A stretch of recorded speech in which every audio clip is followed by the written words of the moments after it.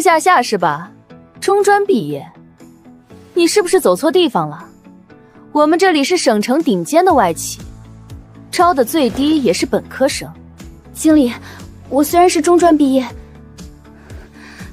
但在校期间成绩一直是第一，我很能吃苦，学习能力也很强，希望能给我一个机会。吃苦？我们这里需要的是脑力劳动，不是搬砖。你的学历在这里连个打杂的资格都不够。你要是真想进我们公司，出门左转，去郊区的流水线工厂，那里缺拧螺丝的。学历真的能代表一切吗？学历就是门槛，连门槛都跨不过去，你跟我谈什么能力？出去吧，别浪费我时间。为什么？就因为我出生在农村，家里供不起我读高中，我就活该被这样羞辱吗？我不甘心。哟，省城的大白领回来啦！我就说女娃子读那么多书没用，最后还不是灰溜溜的滚回来。夏回来的正好，你堂哥马上要结婚了，女方要10万彩礼，还要盖新房，你奶奶都给你安排好了。隔壁村的王光棍愿意出8万彩礼娶你，明天你就收拾嫁过去。王光棍，他都40多岁了，你们为了给堂哥盖房子，就要把我卖了？夏，家里实在没钱了，你堂哥是咱们老郑家的独苗，不能打光棍啊，你就当帮家里。帮家里？村里那些早嫁人的女孩是什么下场，你们不知道吗？每天干不完的农活，还要被当成生育机器，我绝不嫁！反了你了，在这个家里我说了算，你一个赔钱货，能换8万彩礼是你的福气。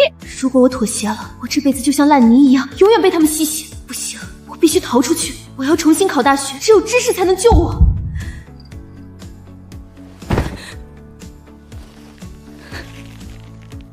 爸妈，我求求你们了，借我一点钱吧，只要够我交复读班的学费就行，我保证以后加倍还给你们。我真的不想嫁给那个老光棍，我想上大学。夏，妈心疼你，可是家里哪有钱啊？你奶奶把家里的钱都攥得死死的，我们连买盐的钱都要看她脸色。认命吧，丫头，咱们就是这个穷命，你斗不过你奶奶的。你们就眼睁睁看着我往火坑里跳吗？好啊，还想跑去复读，做你的春秋大梦。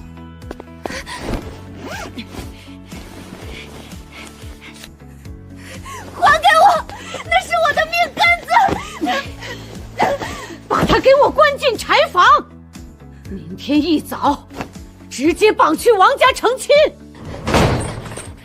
放我出去！你们这是犯法的！妈，救救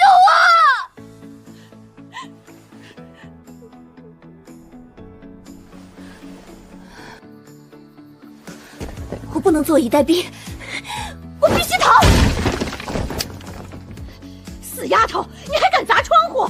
你再敢动一下，明天我让你吃不了兜着走！给我老实待着！为什么我的命运要被他们这样践踏？我不能哭，眼泪改变不了任何事情。我一定要活下去，一定要逃出这个吃人的地方。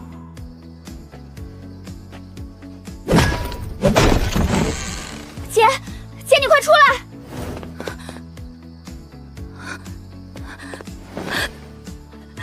求求姐，这是我攒的零花钱，你快走，顺着村后的小路跑，千万别回头。你一定要考上大学，连我的份儿一起考上。秋秋，等姐安顿下来，一定回来接你。中专毕业，零基础，你以为我们这里是收容所吗？我们是冲刺高考的复读班。你这样的底子进来，只会拉低我们的升学率。主任，我不要学籍，我只要一个旁听的座位，我什么苦都能吃。不行，学校有规定。主任，我包揽食堂最脏最累的洗碗工作，不要1分钱工资，只要每天给我剩饭剩菜，让我站在教室后面听课就行，求您给我一条活路。行吧，但如果你跟不上，随时走人。笑吧，你们尽情的笑吧。只要能留在这里读书，哪怕受尽屈辱，我也绝不认命。夏夏，这道题的辅助线应该这么画。你基础薄弱，不能死记硬背，要理解逻辑。江心，谢谢你。如果不是你每天晚上帮我补习，我连黑板上的公式都看不懂。郑夏夏，你今天就算考上天，也是我们老郑家的人。今天必须把你绑回去，不然我就跟你断绝关系。断绝关系？好啊。你个没良心的白眼狼！你们收受高额彩礼，强迫我嫁给大我20岁的光棍，这叫买卖婚姻，是违法的。你们今天要是敢碰我一下，我立刻报警，让你们全都去坐牢。你敢吓唬老娘？干什么？这里是学校。保安，把这些闲杂人等赶出去。郑夏夏同学，你的成绩和毅力学校都看到了，从今天起，你的学费全免，安心在这里读书。我看谁敢来学校闹事。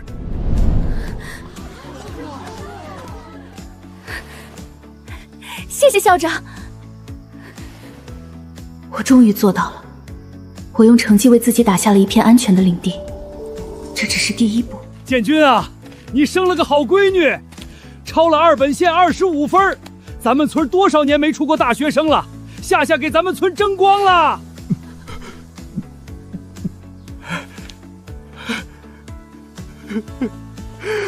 我闺女是大学生了。夏夏，你出息了，妈替你高兴。考上又怎么样？还不是个丫头片子，迟早是别人家的人。你懂什么？人家夏夏以后是国家栋梁，比你家那个只知道要钱盖房子的强100倍。哼！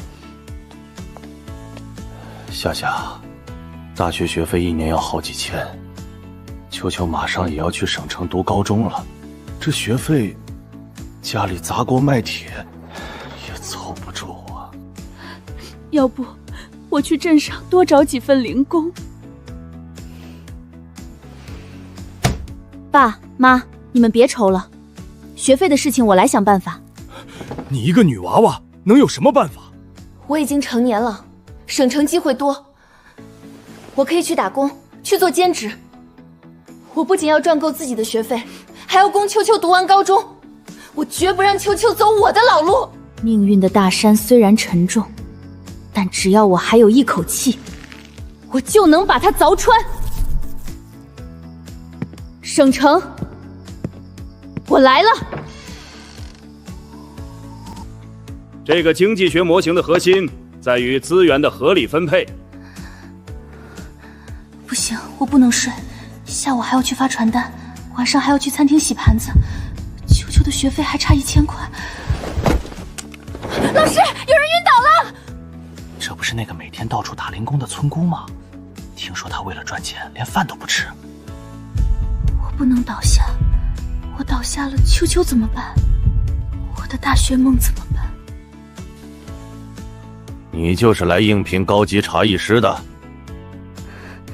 我们这里接待的都是非富即贵的客人，你这身打扮，还有你这浓重的乡音，实在不符合我们的定位。经理，我虽然不懂茶，但我学东西很快，我真的很需要这份工作，他的薪水能解决我所有的困难，求您给我一个机会。真是笑死人了，连茶具都没摸过，还想当高级茶艺师？你以为这是你们村口的茶水骚吗？就是一身的穷酸气，别把客人都熏跑了。行了，别浪费时间了，你走吧，我们这里不招乡巴佬。经理，我一定会证明给您看，我能胜任这份工作。嘲笑吧，尽情的嘲笑吧。这是我跨越阶层活下去的唯一捷径。我发誓，我一定要拿下这份工作，把你们的嘲笑狠狠踩在脚下。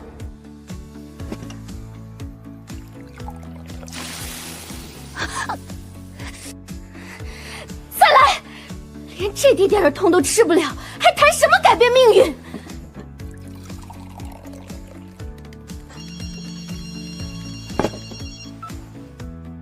秋秋，怎么了？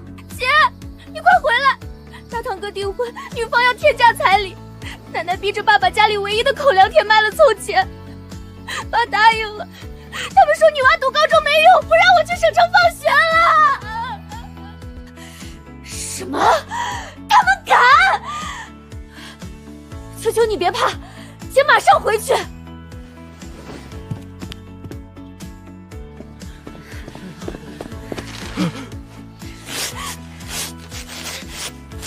谁敢卖我家的地？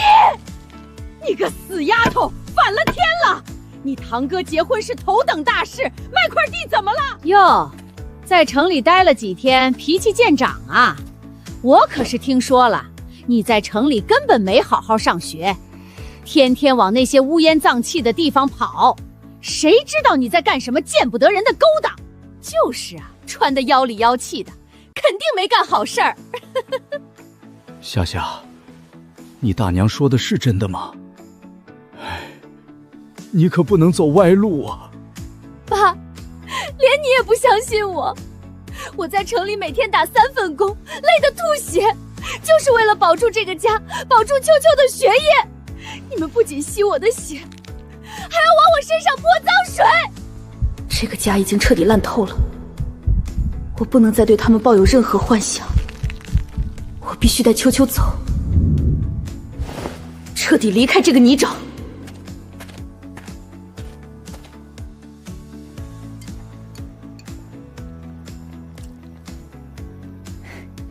秋秋，快吃吧，明天姐就去给你找学校。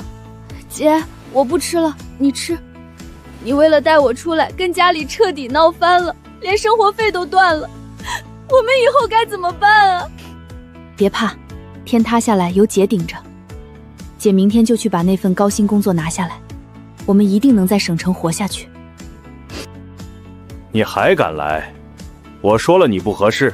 经理，给我1天时间试用，如果我不能让您满意，我立刻走人，绝不纠缠。好啊，想试用可以。这本茶谱里有上百种名贵茶叶的产地和冲泡要诀，你今天之内全部背下来，下午我亲自考核，背错1个字，立马滚蛋。一言为定。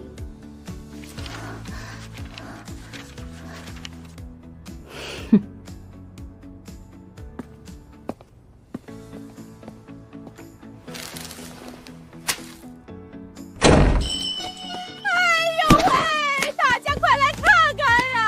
这个不孝的孙女儿，自己在城里吃香的喝辣的，不管她堂哥的死活呀！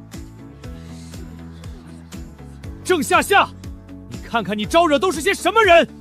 保安，把这个疯老太婆赶出去！你，立刻给我滚！你被开除了！想毁了我？没那么容易，我绝不会在最后关头认输。你闹够了没有？你个没良心的，你还敢吼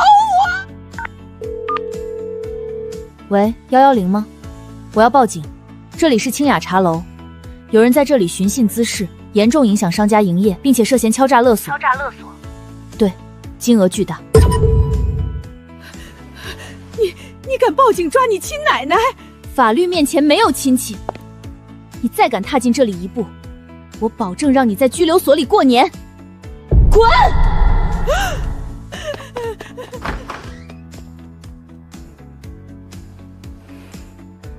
经理，对不起，给茶楼添麻烦了，但我已经处理好了，请您继续考核。这不是大红袍，这是最劣质的碎茶梗，有人要害我。如果现在指出来，经理只会觉得我在找借口。拼了！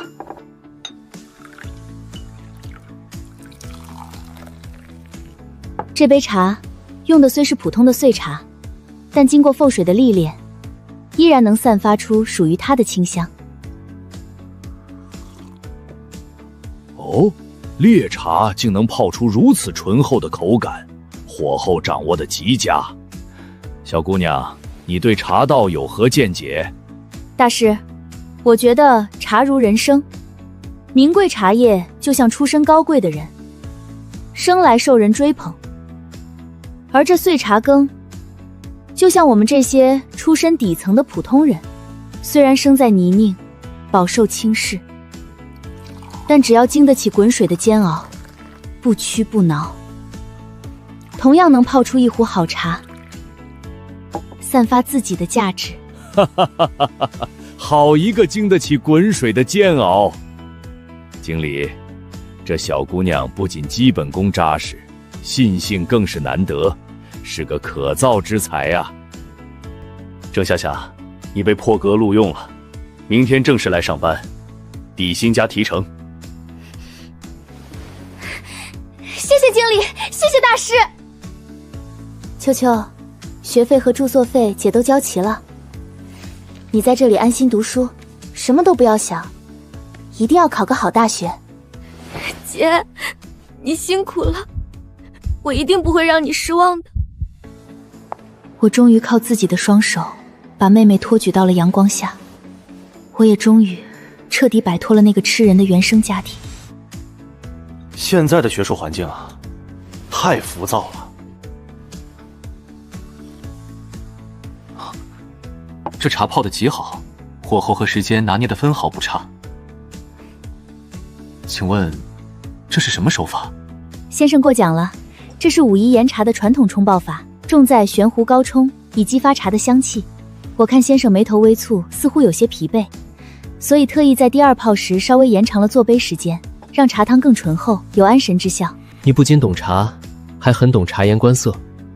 你叫什么名字？我叫郑夏夏。夏夏姑娘，你的茶艺和谈吐让我印象深刻。这是我的名片，如果有机会，希望能再品尝你的手艺。谢谢周先生。名校博士，这是一个我曾经连仰望都没有资格的阶层，但现在我竟然能与他平等对话，命运的齿轮似乎真的开始转动了。周先生，您怎么来了？夏夏姑娘，这些花是我为你准备的，希望你喜欢。谢谢周先生，太漂亮了。我想和你聊聊关于茶，关于生活，关于未来。夏夏，我发现你不仅在茶艺上有独到的见解，更在生活中展现出种难得的从容与智慧。我只是喜欢茶而已，周先生的赞美让我受宠若惊。我希望能更加了解你，与你分享我的世界。虽然我身处学术界，但我更渴望真实的交流，而你让我感到这种真实。我只是一个茶艺师，和您这样的学者相比，实在不够格。不，夏夏，每个人都有自己的价值。我欣赏你的才华和对生活的热爱，这才是最重要的。你愿意和我一起去探索这个世界吗？我愿意。向哥，听说你那篇关于量子的论文被 SEI 收录了，太牛了！我下个月准备去藤校学习，到时候咱们在波士顿聚聚。好啊，到时候看时间。嫂子在哪儿高就啊？也是做学术的吗？哪个名校毕业的？我没有读过名校，我现在在茶楼做茶艺师。哦，茶艺师啊，挺好，挺修身养性的。那个，咱们刚才说到哪儿了？对，并购案，华尔街最近的那个并购案。他们谈论的世界，我连门槛都摸不到。周想虽然一直护着我，但我不想永远做他身边那个只能陪笑的附属品。这种骨子里的自卑，不是换一身衣服就能掩盖的。夏夏，今天他们的话你别往心里去。我喜欢的是你这个人，跟你的学历、工作没有任何关系。周翔，谢谢你，但我不能骗自己，我们之间有一道看不见的鸿沟。什么鸿沟？只要我们相爱，什么都不是问题。不，爱不能解决所有问题。我要考研，我要考名校的研究生。考研？你现在工作这么辛苦，还要边工作边考研？对，我要用知识彻底洗刷我的出身，我要堂堂正正地站在你身边，听懂你们的每一次谈话。郑小姐，你的情况我都调查清楚了，农村出身，中专底子，家里还有一堆吸血的亲戚，你觉得你配得上我儿子吗？阿姨，我跟周想在一起，是因为我们互相喜欢，不是为了钱。喜欢？你们那种阶层的人，所谓的喜欢，不过是想找个长期饭聊罢了。卡里有50万，拿着这笔钱离开我儿子，这笔钱足够你在老家盖栋大房子，风风光光的嫁个普通人了。别太贪心。阿姨，我的出身我无法选择，但我的人格不卖。这钱您收好。至于我和周想的事，除非他亲口对我说分手，否则我绝不离开。不识抬举！你以为你考个什么破研究生就能飞上枝头变凤凰了？中专就是中专，骨子里的穷酸气是洗不掉的。咱们走着瞧。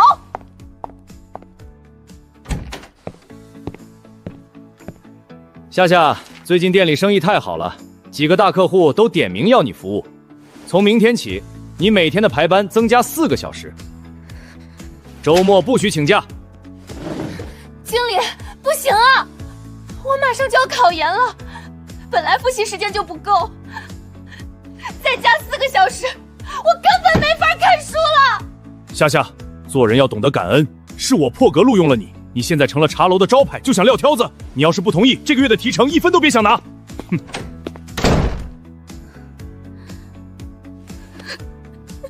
为什么这么难？白天要应付难缠的客人，晚上看书看到视线模糊，可成绩还是一塌糊涂。周母的羞辱，经理的压榨，我真的能考上吗？我到底在坚持什么？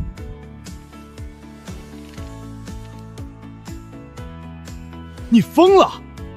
你知不知道你现在每个月能赚多少钱？为了一个虚无缥缈的考研梦，你要放弃这么好的工作？经理，谢谢您当初给我机会，但我知道我要的是什么。如果我现在不拼一把，我这辈子都会后悔。你走，走了就别想再回来。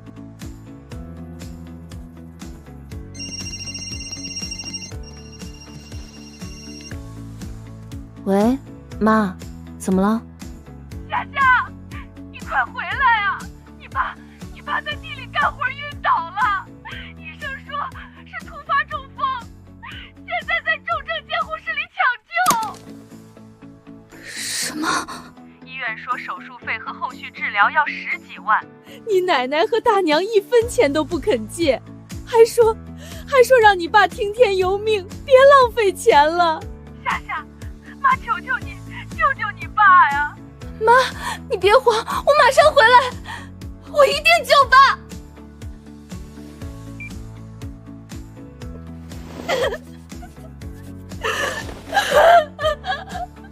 为什么偏偏是这个时候？只差半个月了，我准备了那么久，熬了那么多夜，可是那是我爸啊！梦想和亲情，老天爷，你为什么要这样撕扯我？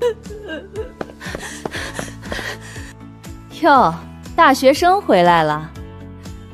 你爸这病就是个无底洞，我劝你们趁早放弃，别把一家人都拖死。哼，就是，家里哪有钱给他治病？有那钱还不如留着给你堂哥生大胖小子。你闭嘴！我爸还没死呢！你干什么？你敢打长辈？我告诉你们，当年修公路占了我家2亩地，补偿款全被你们私吞了。今天你们要是不把那笔钱吐出来给我爸救命，我立刻去法院起诉你们！我光脚的不怕穿鞋的，大不了大家一起死！你个疯丫头！妈，别哭了，我已经查清楚了农村医保的报销比例，剩下的钱我来想办法。爸的手术必须做。今日，全国招生考试最后一门专业课考试正式结束。结束了，我准备了那么久，吃了那么多苦，最终还是没能走进那个考场。爸的命保住了，可是我的梦碎了。夏夏，爸对不起你，要不是爸这身子骨不争气，你现在已经考上研究生了。爸以前老听你奶奶的，委屈了你，爸糊涂啊。夏夏，以后咱们家你说了算，妈再也不听你奶奶挑唆了。爸妈，只要咱们一家人平平安安的，比什么都强。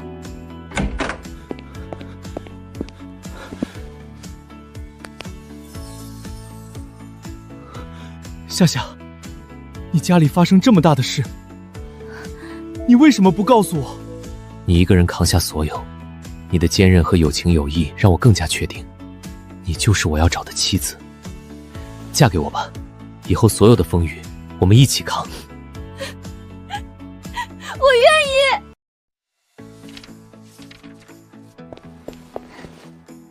夏夏，听说了吗？这次部门主管的晋升名额又给了那个刚来半年的海归硕士李明。可是这个核心项目明明是我从头跟到尾，熬了几个通宵才拿下的。没办法，人家是名校硕士，公司高层看重学历。你虽然能力强，但毕竟只是个普通本科，在这个讲究背景的地方，太吃亏了。2年了，我拼命工作还清了家里的债务。我以为只要努力就能得到公平的对待，但现实再次狠狠给了我一巴掌，学历的枷锁依然死死地套在我的脖子上。不，我绝不认输！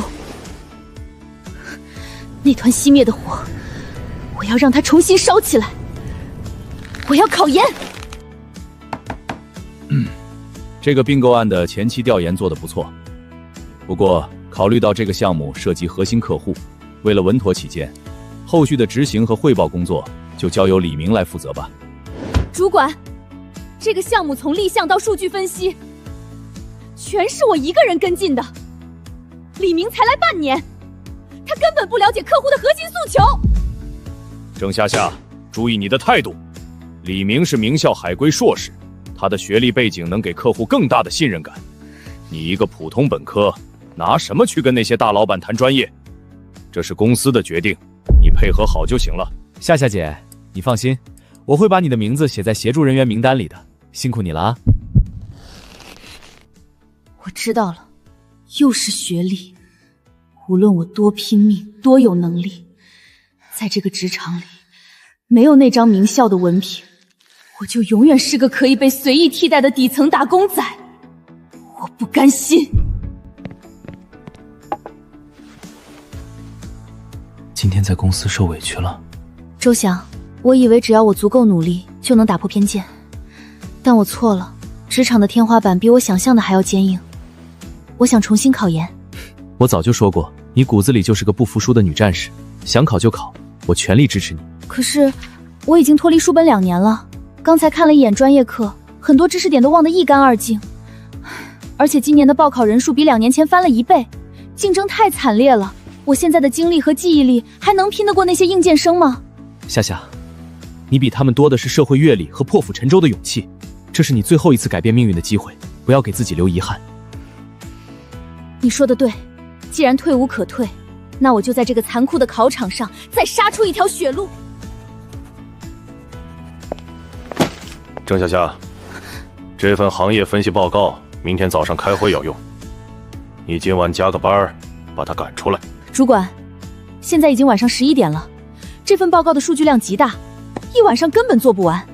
而且这本来是李明的工作。李明要准备明天的客户提案，没时间。你最近下班总是准点走，是不是心思不在工作上了？公司不养闲人，你要是干不了，有的是人愿意干。好，我做。他察觉到我在备考了，故意用这些无理的加班任务来榨干我的精力。我不能在这个时候翻脸，我还需要这份工资来维持生活。忍住，郑夏夏，你必须熬过去。根据第一季度的财报，我们的利润率下降了50%。郑夏夏，你在胡说八道什么？利润率明明是上升了5%，你连这么基础的数据都能倒错，你到底有没有把心思放在工作上？各位领导，郑夏夏最近工作状态极差，屡次犯错，我建议人事部重新评估她的岗位胜任力，必要时予以辞退。郑夏夏，昨天的会议你让整个部门丢了脸，公司决定给你降薪调岗，去后勤部管仓库吧。这也是为了你好，让你有时间好好反省。不用了，这是我的辞职信。裸辞？你可想清楚了？哼，以你现在的年纪和本科学历，出去可找不到这么高薪的工作了。不劳您费心，我郑夏夏从来不缺从头再来的勇气，这破天花板我不伺候了。郑夏夏，你的第一学历竟然是个中专，我们这里可是全国顶尖的学府，你觉得你的基础能跟得上我们的研究进度吗？老师，我虽然起点低，但我通过自学完成了专升本，并且在行业龙头企业有2年的实战经验。我相信我的学习能力和实践能力。哼，实战经验？那好，我问你一个问题，关于最新的宏观经济模型中非线性动态系统的边界条件在极端市场环境下的推演，你作何解释？怎么答不上来？中专的底子就是中专的底子，死记硬背过得了笔试，但在真正的学术探讨面前，原形毕露了吧？他在故意刁难我，想当场让我难堪淘汰我。如果我慌了，我这几年的血泪付出就全完了。冷静，郑夏夏，你一定能找到突破口。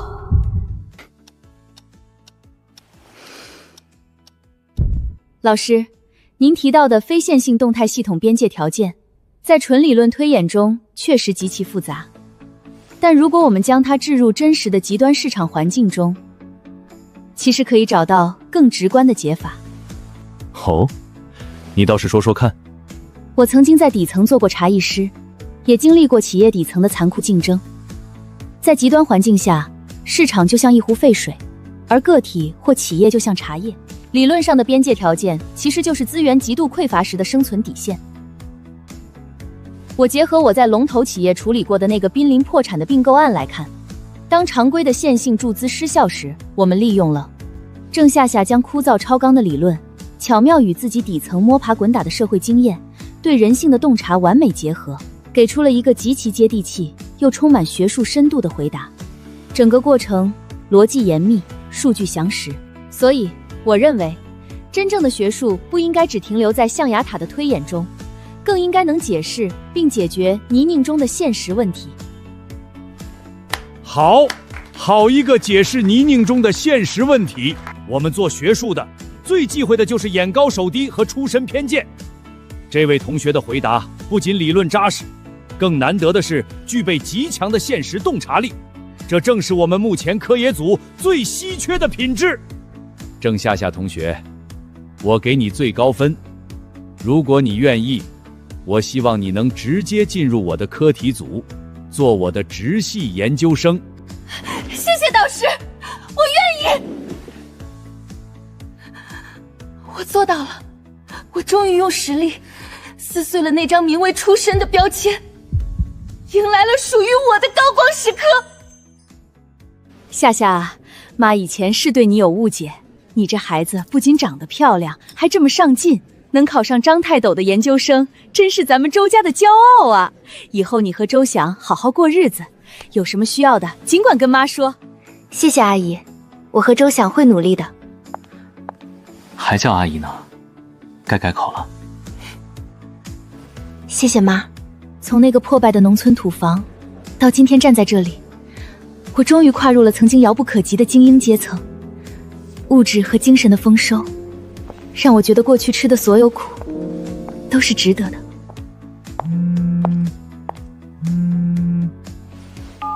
喂，李华，怎么有空给我打电话？夏夏姐，出大事了！你妹妹秋秋，她要退学了。你说什么？退学？她不是在重点大学读得好好的吗？她被社会上的一个混混给洗脑了。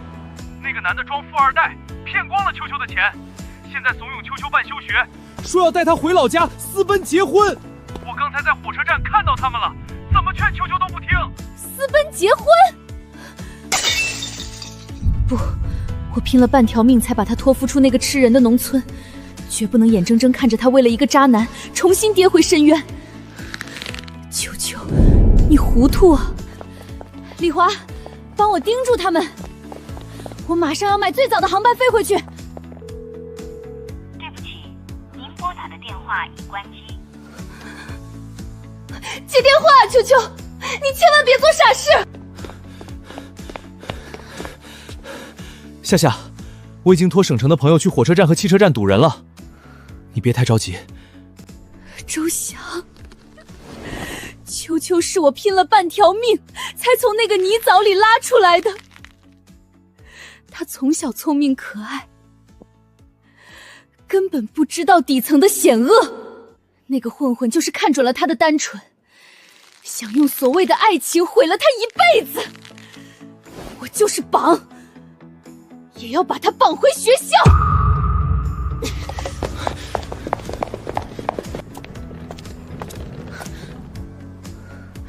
秋秋，你放着好好的大学宿舍不住，竟然跟着那个渣男住在这种地方。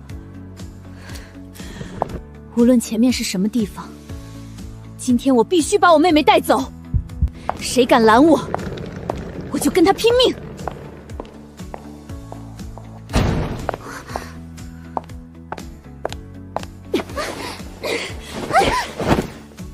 郑秋秋，你马上跟我回学校。姐，你干什么呀？我已经办了休学了，我要跟阿强回老家结婚。结婚？就凭这个连正经工作都没有的小混混，他骗光了你的生活费，现在还要毁了你的前途。哎，老女人，你怎么说话呢？我跟秋秋是真爱，你一个读死书的懂什么叫爱情吗？少在这里多管闲事儿。姐，你就是嫉妒我，你以前不过是个中专生，靠着死皮赖脸才爬上去，你根本不懂被人疼爱的感觉。阿强说了，他会养我一辈子，女孩子读那么多书有什么用？最后还不是要嫁人？你说什么？我拼死拼活供你读书，你竟然用这种话来戳我的心窝子！爸妈，你们快劝劝秋秋！这夏夏啊，秋秋也成年了，女大当婚，既然生米都口成熟饭了，要不就随她去吧。听见没？人家大妈都同意了。兄弟们，把这疯女人赶出去，别耽误我们赶火车。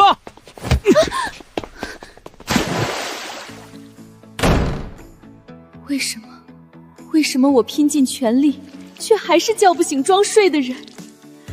难道秋秋真的要经历我的痛苦吗？我绝不答应。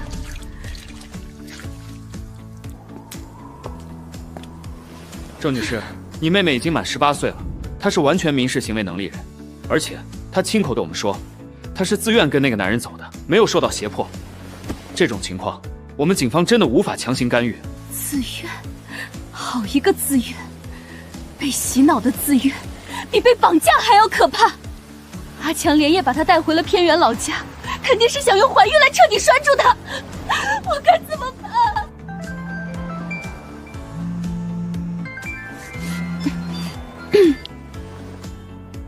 喂，导师。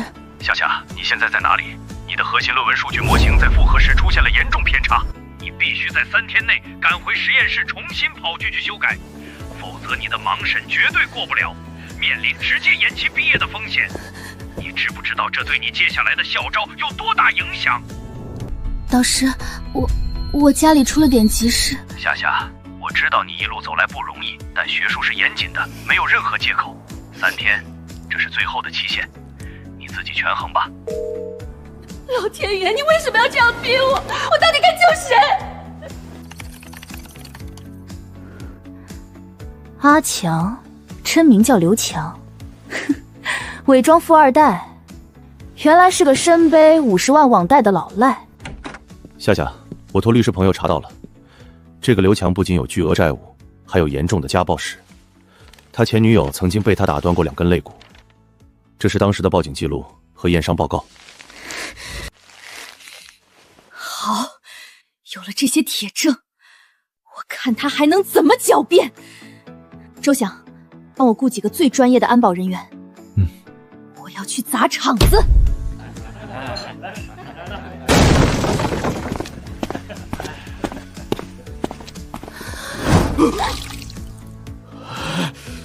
你个疯女人怎么又来了？给我打出去！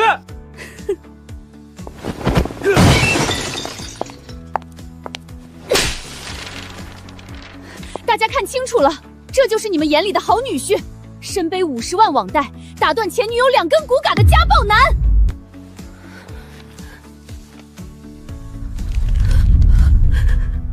阿强，这是真的吗？你不是说你家里是做大生意的吗？秋秋，你别听他胡说，这都是他伪造的。郑秋秋，你给我醒醒！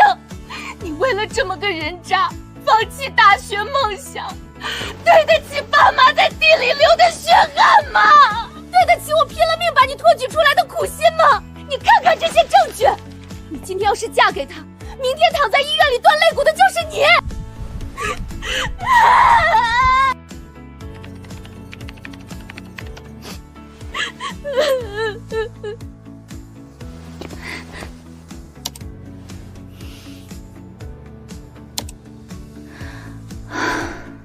终于赶上了。夏夏，你不仅学术能力强，这股泰山崩于前而面不改色的韧劲更是难得。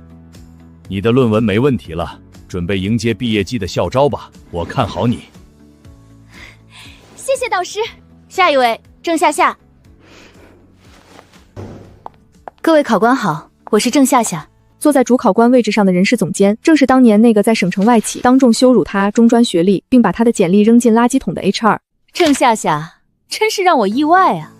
当年那个连外企流水线都不配进的中专生，竟然能混到张太斗的门下。不过，乌鸦就算插上孔雀的羽毛，也变不成凤凰。总监，英雄不问出处，我能坐在这里，靠的是我实打实的学术成果和工作经验，而不是什么羽毛。既然你觉得自己这么有本事，那我们就改面试规则。公司最近在看一个极其复杂的跨国并购案，我给你3天时间，做出一份完整的行业并购分析报告，做不出来直接淘汰。总监，这不合规矩。那个案子连专业的投行团队都要做半个月，3天怎么可能完成？我是主考官，我说了算。郑夏夏，你敢接吗？不敢就趁早滚蛋。好，我接。3天后我会带着报告准时出现在这里，希望总监到时候不要再找其他借口。你想用这种不可能完成的任务逼我知难而退？做梦！当年你把我的简历扔进垃圾桶，今天我要把这份报告狠狠砸在你的脸上。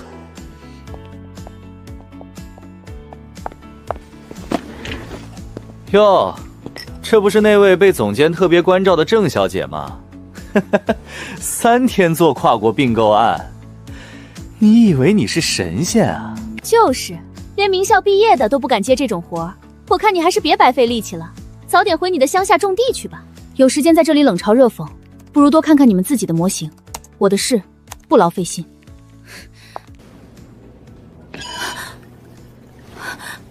怎么回事？候选人明明应该有基础数据的访问权限的。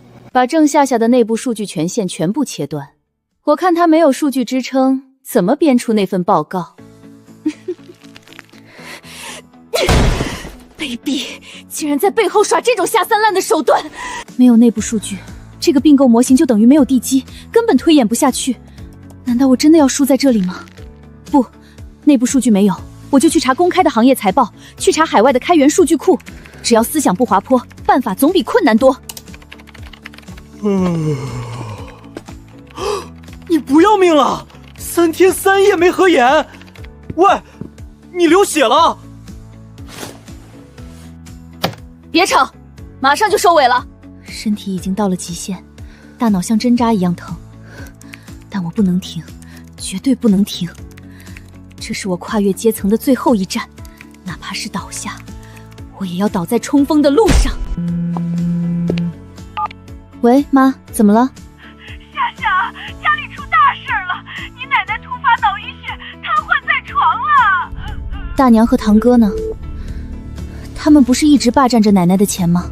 别提了，你大娘那个丧尽天良的，一看你奶奶瘫了，连夜把你奶奶用板车拉到了咱们家那老房子门口，扔下就跑了。你堂哥更是连电话都不接，你大娘还在村里到处散播，说你在城里赚了大钱，这医药费和伺候人的事儿就该咱们家全包。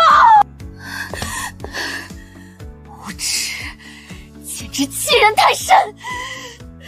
夏夏，你爸身体本来就不好，这可怎么办啊？医院那边还在催缴费呢。总监，我刚才路过走廊听到了，郑夏夏老家那个瘫痪的奶奶被扔给她父母了，现在正被亲戚道德绑架要钱呢。她现在肯定是焦头烂额，那份报告绝对完不成。真是天助我也！底层就是底层，永远有一堆甩不掉的烂泥拖后腿。去通知所有人，半小时后开始终极答辩，我要亲眼看着他崩溃退赛。郑夏夏，你不能倒下！喂，张律师吗？我是郑夏夏，我要委托你立刻去我老家处理一起遗弃老人和敲诈勒索的案子。对，证据我马上发给你，绝不私了，直接走法律程序。原生家庭的烂摊子，休想再绊住我前进的脚步。综上所述，虽然我无法获取公司内部的底层数据，但我通过抓取海外13个开源数据库的交叉比对，建立了一个全新的风险评估模型。这个模型不仅填补了内部数据的空白，甚至提前预判了目标公司隐藏的债务风险。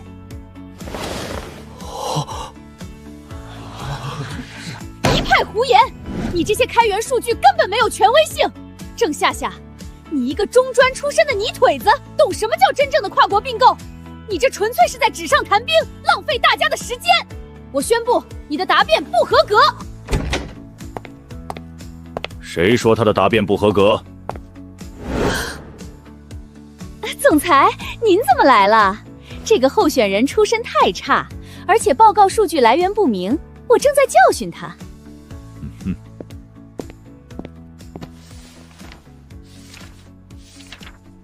这份报告我刚才在外面听了一半，逻辑严密，数据详实，尤其是那个风险预判模型，简直是神来之笔。你以为我不知道？你在背后搞的小动作，切断候选人的内部数据权限，公报私仇，打压人才。我们公司需要的是能解决问题的人，不是你这种只会看出身搞内斗的蛀虫。你被辞退了，立刻去财务部结账走人。郑夏夏，欢迎加入公司。你以第1名的成绩被录用了，薪资按最高级别定。谢谢总裁。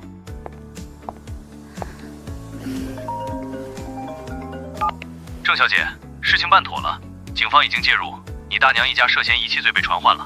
他们现在吓破了胆，不仅把老太太接回去了，还把当年私吞的钱全吐出来了。辛苦了，张律师。恶人自有法律魔。结束了，一切都结束了。我终于彻底砍断了过去的泥泞，迎来了属于我的光明。这孩子是我带过最骄傲的学生。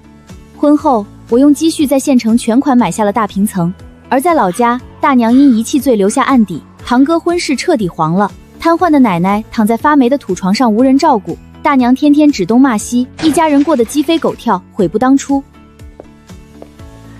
爸妈在客厅看电视呢，他们说这辈子都没住过这么好的房子。是啊，我终于把他们从那个充满偏见和压迫的地方接出来了。回望来时的路，从那个被逼婚、被锁在柴房里的中专女孩，到今天站在这里，我跨越了原生家庭的泥沼，打破了学历的偏见，撕碎了阶层的壁垒。